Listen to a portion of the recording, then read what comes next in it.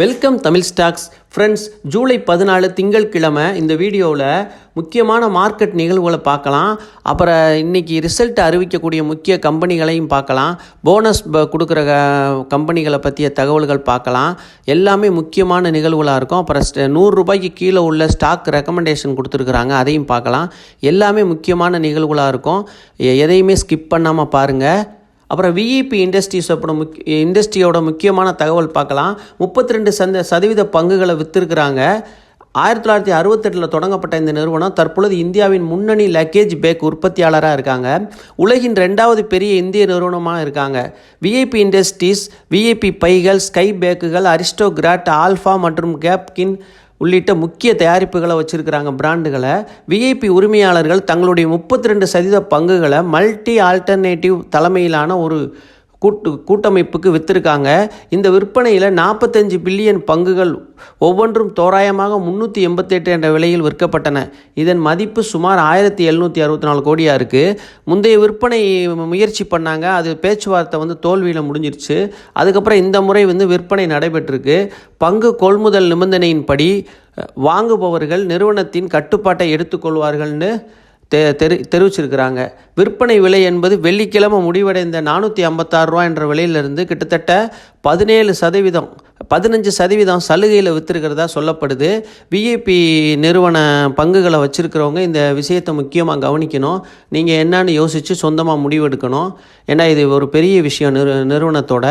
நிறுவனத்தோட மேனேஜ்மெண்ட்டே கை மாறுது. அதனால் அதை நீங்கள் கவனிச்சுக்கோங்க. அது முக்கியமான செய்தியாக இருக்கும்.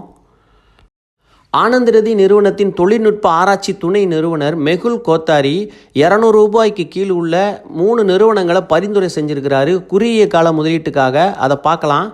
என்எம்டிசி பை 69 ரூபா, டார்கெட் 73 ரூபா வரைக்கும் போகும்னு சொல்லியிருக்கிறாரு. ஸ்டாப் லாஸ் 67 ரூபா சொல்லியிருக்கிறாங்க.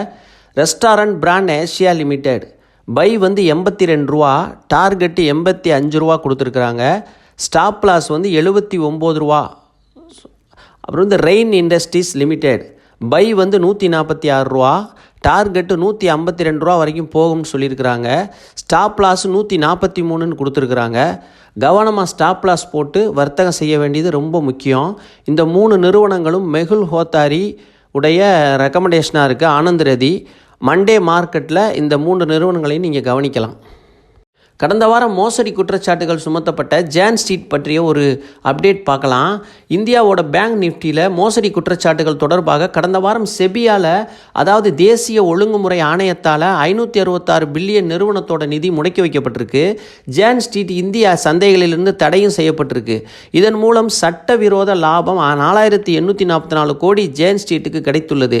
செபி கேட்டபடி இந்த தொகையை திருப்பி செலுத்தும் என்று எதிர்பார்க்கப்படுகிறது. ஜேன் ஸ்ட்ரீட்டுக்கு உள்ள 2 முக்கிய வழிகள் செபியின் இடைக்கால உத்தரவை சவால் செய்வது அல்லது அதற்கு பதிலளிப்பது என்று ஃபின்செக் சட்ட ஆலோசகர் நிறுவனர் சந்தீப் பரேக் கூறுறாரு. சவால் என்பது பத்திரங்கள் மேல்முறையீட்டு தீர்ப்பாயம், அதாவது SAT, ஸ்டேட் அட்மினிஸ்ட்ரேட்டிவ் ட்ரிபுனல், அதன் பின்னர் உச்சநீதிமன்றம் செல்லும்.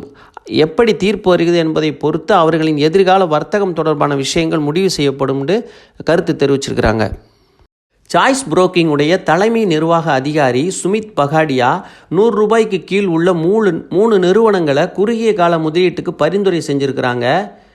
ஜெய்பிரகாஷ் பவர் வெஞ்சர்ஸ் பை 23 ரூபா 63 பைசா, டார்கெட் ப்ரைஸ் 25 ரூபா 52 பைசா, ஸ்டாப் லாஸ் 22 ரூபா 80 பைசா.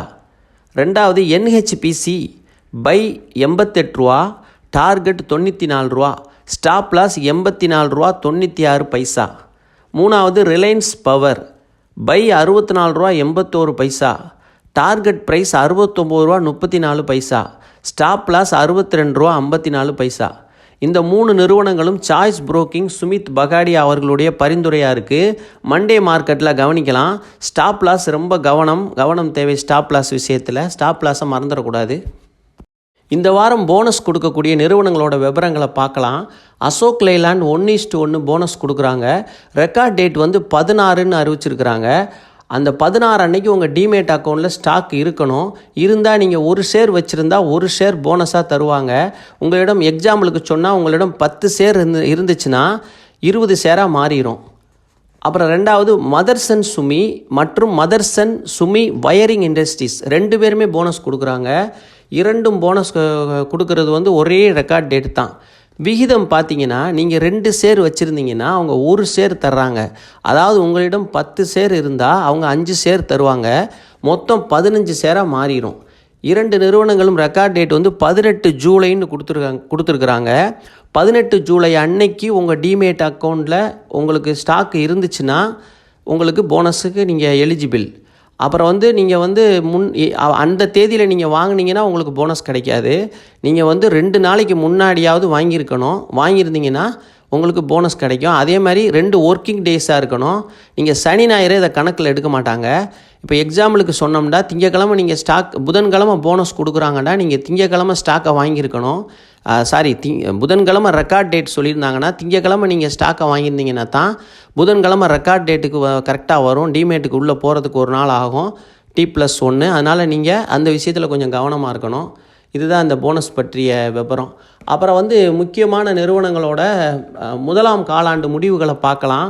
1ஆம் காலாண்டு அறிவிக்கக்கூடிய முக்கியமான நிறுவனங்கள் HCL டெக்னாலஜி வந்து காலாண்டு முடிவுகளை இன்றைக்கி ஜூலை 14 திங்கக்கிழமை அறிவிக்கிறாங்க. அவங்க டிவிடெண்ட் குறித்தும் அறிவிப்பு தரதாக இருக்காங்க. டிவிடெண்ட் நல்லபடியாக கொடுக்குறதுல ஐடி கம்பெனிலே டிவிடெண்ட் அதிகமாக கொடுக்கக்கூடியவங்க இவங்க தான். நல்ல ஹை டிவிடெண்ட் கொடுக்குறாங்க. அப்புறம் 2வது ஓலா எலக்ட்ரிக் காலாண்டு முடிவுகளை இன்றைக்கி அறிவிக்கிறாங்க திங்கக்கிழமை. அப்புறம் டாடா டெக்கு இன்று திங்கட்கிழமை 14ஆம் தேதி 1ஆம் காலாண்டு முடிவுகளை அறிவிக்கிறாங்க. தேஜாஸ் நெட்வொர்க்கு இன்றைக்கி திங்கட்கிழமை 1ஆம் காலாண்டு முடிவு அவங்களும் அறிவிக்கிறாங்க. அப்புறம் ரேலிஸ் இந்தியா ஜூலை 14 முதல் காலாண்டு முடிவுகளை அறிவிக்கிறாங்க. நெல்கோ இன்று திங்கட்கிழமை முதல் காலாண்டு முடிவை அறிவிக்க இருக்கிறாங்க. இவ்வளோ நேரம் பொறுமையாக வீடியோவை பார்த்த அனைவருக்கும் மிக்க நன்றி. தமிழ் ஸ்டாக் சேனலுக்கு ஆதரவு தந்த அனைத்து நல்ல உள்ளங்களுக்கும் மிக்க மிக்க மிக்க நன்றி.